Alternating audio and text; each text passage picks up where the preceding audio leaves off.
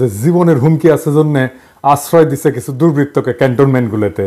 আজ আইএসপিআর থেকে জানানো হয়েছে যে জীবন বিপন্ন 24 জন রাজনৈতিক ব্যক্তিত্ব, 5 জন বিচারক, 19 জন অসামরিক প্রশাসনের কর্মকর্তা, 28 জন পুলিশ অফিসার, 487 জন পুলিশের বিভিন্ন পর্যায়ের সদস্য, বিভিন্ন পাবলিক বিশ্ববিদ্যালয়ের কর্মকর্তা সহ বিবিধ 12 জন এবং 51 জন পরিবার পরিজন সহ মানে স্ত্রী এবং শিশু সহ মোট 626 জনকে বিভিন্ন সেনানিবাসে আশ্রয় প্রদান করা হয়। আবার পরিস্থিতি উন্নতি হইলে 615 জন স্ব উদ্যোগে সেনানিবাস ত্যাগ করে। আবার ওই বিজ্ঞপ্তিতে বলা আছে যে আশ্রয় প্রদানকৃত ব্যক্তিদের মধ্যে এখন পর্যন্ত 4 জনের বিরুদ্ধে অভিযোগ অথবা মামলার ভিত্তিতে যথাযথ আইনি প্রক্রিয়া অনুসরণ করে আইন শৃঙ্খলা বাহিনীর কাছে হস্তান্তর করা হয়েছে। আমি সবার কথা বাদ দিলাম, 4 জনের বিরুদ্ধে তো অভিযোগ আছে, তাই না? বাংলাদেশ দণ্ডবিধির 1860-এর অপরাধীকে আশ্রয় দেওয়া সংক্রান্ত ধারা 212-তে স্পষ্ট করে লেখা আছে, কখনো কোনো অপরাধ সংঘটিত হইলে এরূপ কোনো ব্যক্তিকে আইনানুগ শাস্তি হইতে লুকাইবার অভিপ্রায়ে আশ্রয় দান করে বা লুকাইয়া যে রাখে, যাহাকে অপরাধী বলে জানে বা অপরাধকারী বলিয়া বিশ্বাস করিবার কারণ থাকে, তার মানে সেনাবাহিনী অপরাধীকে আশ্রয় দিছে। 626 জনকে প্রাণ রক্ষার জন্য আশ্রয় দিছে, কথাটা ভুল। যে 4 জন অপরাধীকে লুকায় রাখছিল তাদের তো আইনানুগ শাস্তি থেকে বাঁচানোর জন্য লুকায় রাখছিল সংজ্ঞা অনুসারে। এটা পরিষ্কার ফৌজদারি অপরাধ। সেনাবাহিনীকে পুরা তালিকা দিতে হবে কে কে আশ্রয় নিছিল। এই যে সেনাবাহিনী আশ্রয় দিছে, এটা কি পাবলিক মানিতে আশ্রয় দিছে? তো জনগণের টাকায় আশ্রয় দিছে, তো নিজের ওয়াকারের পকেটের টাকায় তো আশ্রয় দেয়নি, তাই না? কোন অথরিটিতে তারা ঠিক করলো যে তাদের জীবনের আশঙ্কা আছে? এটা কি প্রাতিষ্ঠানিক সিদ্ধান্ত ছিল নাকি কোনো ব্যক্তির সিদ্ধান্ত ছিল? আশ্রয় দেওয়ার পরে কেন যাইতে দিল সরকারের সাথে কথা না বলে, ক্রস চেক না করে? এটা যেতে দেওয়া যায়? আচ্ছা, এইবার একটা জরুরি প্রশ্ন। অধীনে প্রফেসর ইউনূসের অধীনে তো স্যার আপনি কি জানতেন যে এই লোকগুলোকে আশ্রয় দেওয়া হয়েছে, আবার সাইডাও দেওয়া হয়েছে? যদি জানেন তাহলে আপনি অপরাধমূলক কাজে সাই দিলেন কিভাবে? এই দায় তো সেনাবাহিনীর না, এই দায় তো আপনার একার নিজের। আর যদি জানা না থাকেন তাহলে আপনাকে না জানায় সিদ্ধান্ত নেয় কিভাবে সেনাবাহিনী? তার মানে রাষ্ট্রের একটা শক্তিশালী ইনস্টিটিউটের উপরে আপনার কোনো নিয়ন্ত্রণ নাই। ক্ষমতা বুঝেন স্যার? ক্ষমতা, হ্যাঁ, ক্ষমতা কারে কয়? ক্ষমতা হচ্ছে অ্যাবসলিউট, প্রেগন্যান্সির মতো কিন্তু। হ্যাঁ, হাফ প্রেগন্যান্ট বলে কোনো কথা নাই, এই আংশিক ক্ষমতা বলে কোনো কথা নাই। আপনার যদি সেনাবাহিনীর উপরে কোনো নিয়ন্ত্রণ না থাকে তাহলে আপনার কোনো ক্ষমতা নাই। আপনাকে না জানায় যদি করে থাকে তাহলে যারা অপরাধমূলক কাজটা করছে তাদের বরখাস্ত করেন, এই মাত্র। আপনার ক্ষমতা যে হাফ প্রেগন্যান্সি না এটা প্রমাণ করার এটাই মোক্ষম সময়। কি করবে? আপনারা ধরবে, মারবে? কিচ্ছু হবে না, আমি লিখে দিতে পারি। আপনার কেশাগ্র স্পর্শ করার ক্ষমতা নাই। আর যদি এটা না করেন তাহলে দুর্নীতিগ্রস্ত নিপীড়নের সহযোগী বা নিপীড়ক অপরাধীদের নিরাপদে রাখার এবং চলে যাওয়ার ব্যবস্থা করে দেওয়ার দায় আপনার, একান্তই আপনার। আপনাকে আমি বলছিলাম যে উপদেষ্টা পরিষদ বিপ্লবের মর্মকে ধারণ করে না। আসেন একটা এক্সাম্পল দিই। দেখেন, আপনার পাওয়ারফুল উপদেষ্টা আসিফ নজরুলের ঘরে শোভা পাচ্ছে শেখ মুজিবের ছবি।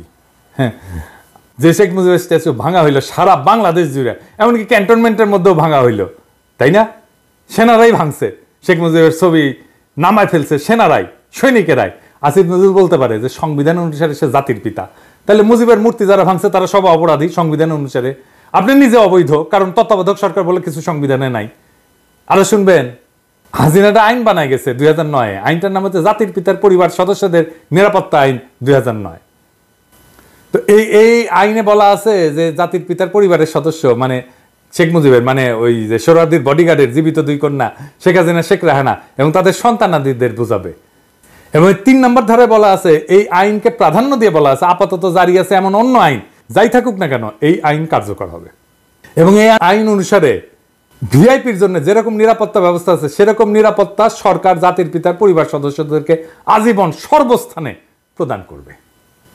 এবং এটার একটা উপধারা আছে 1, এখানে উল্লেখিত নিরাপত্তা প্রদানের ক্ষেত্রে সরকার পরিবার সদস্যদের মতামতকে প্রাধান্য দেবে এবং এই পরিবারের নিরাপত্তা বিধান স্বার্থে তাদের দ্বারা নির্ধারিত শর্তে উক্ত পরিবার সদস্যগণের প্রত্যেকের জন্য নিরাপদ এবং সুরক্ষিত আবাসনের ব্যবস্থা গ্রহণ করবে এবং সেসব বিবেচনায় প্রয়োজনীয় অন্যান্য সুবিধাবলীও তাদেরকে প্রদান করবে। তার মানে আপনি যে সংবিধান মেনে হাসিনাকে সুরক্ষা দিতে বাধ্য, জয় আসলেও সুরক্ষা দিতে বাধ্য। এই জন্যই জয় বলে যে সে দেশে আসবে, হাসিনা বলে সে দেশে আসবে। এই যে কনফ্লিক্ট, এটাকে আপনাকে রিজলভ করতে হবে। আপনাকে সংবিধানের পথে হাঁটতে যারা প্ররোচিত, প্রলুব্ধ এবং বাধ্য করছে তারা আপনাকে এই কনফ্লিক্টের মধ্যে রেখে দিছে। এবং এই কনফ্লিক্ট আপনি যদি রিজলভ না করেন তাহলে বিপ্লব অসম্পূর্ণ। মনে রাখবেন, বিপ্লব সংবিধানের চাইতে বড়, জনতা সংবিধানের চাইতে বড়। সেই জনতা আপনাকে অভিষিক্ত করছে, আপনি সংবিধানের চাইতে বড়। আপনি যা করবেন সেটাই আইন, এবং আপনাকে যারা সংবিধান মানতে বাধ্য করছে, প্রলুব্ধ করছে, প্ররোচিত করছে, তারা দেশের জনগণের সার্বভৌম আকাঙ্ক্ষার বিরুদ্ধে কাজ করছে। আমি আমার এপিসোডে শহীদদের কথা বলি মাঝে মাঝে। আজ আমি দুইজন আহতের কথা বলবো। প্রথমে হাফেজ হোসাইন এক হাত হারায় আর এক হাত নিয়ে লড়াইয়ে নামবে, যদি আবার ডাক আসে সেটা বলতেছে এক হাত হারায়। এমন হাজারো যুবক পঙ্গু হয়েছে, তাও লড়াইয়ের মনোবল তারা কিন্তু হারায়নি। শোনেন তার মুখেই কথাটা শোনেন। এবং যদি আমার দেশ আবারও যদি বিপদে পড়ে, ইনশাল্লাহ এই এক হাত দিয়ে আবারও লড়াইতে নেমে যাব ইনশাল্লাহ।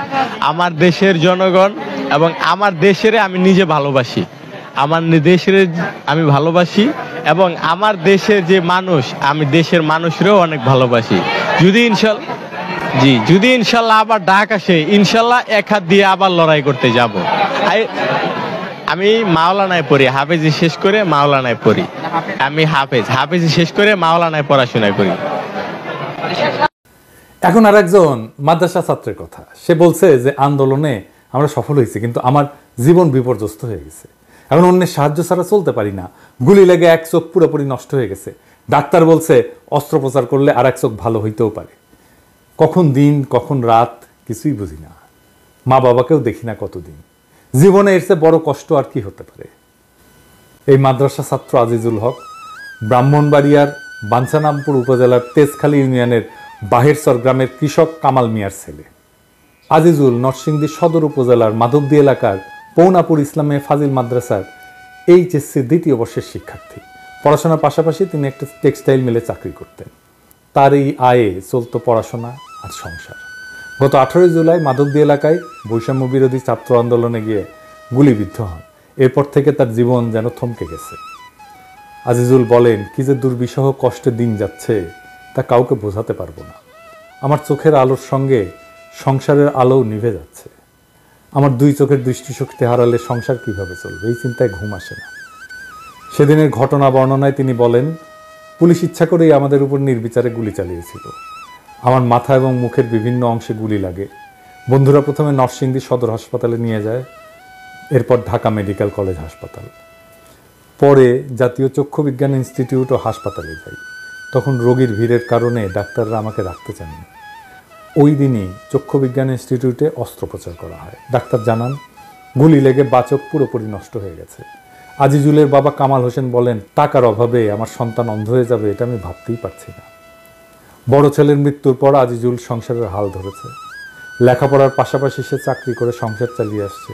তার চিকিৎসা করার মতো টাকা আমার কাছে নাই। এ পর্যন্ত যা চিকিৎসায় খরচ করা হয়েছে তার বন্ধু বান্ধব, আমাদের আত্মীয় স্বজনের কাছ থেকে নিয়েছি। আমার এই ছেলের কিছু হয়ে গেলে আমরা কিভাবে বাঁচব? আজিজুলের মতো হাজারো যুবক এই আন্দোলনের দৃষ্টিশক্তি হারিয়েছে। আর আপনার স্বাস্থ্য উপদেষ্টার আহতদের দেখতে যাওয়ার সময় হয় নাই। আহতদের একটা তালিকা পর্যন্ত করতে পারে নাই স্বাস্থ্য মন্ত্রণালয়। অনেকে চিকিৎসার জন্য হাহাকার করতেছে, টাকার অভাবে চিকিৎসা করতে পারতেছে না। এমনিতে আওয়াজ দিচ্ছে সমস্ত চিকিৎসার দায়িত্ব নিলাম। খবরের কাগজে কি লেখা হচ্ছে? কোনটা বিশ্বাস করব? আপনার চিকিৎসার দায়িত্ব নিছেন নাকি নেন নাই? কি আর বলবো। আপনার সরকার কিন্তু অস্বাভাবিক দ্রুততায় জনপ্রিয়তা হারাইতেছে। ওদের চোখের আলো নিভে গেলেও আগামীর বাংলাদেশ আপনার চোখে দেখতে চাইছিল ওরা। ওদের শরীর পঙ্গু হয়ে গেলেও আপনার শক্তিতে উঠে দাঁড়াইতে চাইছিল ওরা। এটি বিপ্লবী সরকার। বিপ্লবী সরকার বিপ্লবের সৈনিকদের দেখভাল করে, বিপ্লবকে রক্ষা করে, বিপ্লবের মর্মকে ধারণ করে। প্রফেসর ইউনূস, আপনি কি তাদের চোখের আলো হতে পারবেন? আপনার উপরে ভর দিয়ে কি পঙ্গু যোদ্ধারা উঠে দাঁড়াতে পারবে? বাংলাদেশ কি আদৌ এই ধ্বংসস্তূপ থেকে আবার উঠে দাঁড়াতে পারবে? এটা নির্ভর করতেছে একমাত্র এবং একমাত্র আপনার উপরে। আমরা পুরা জাতি আপনার দিকেই তাকায় আছি। বিপ্লব যেন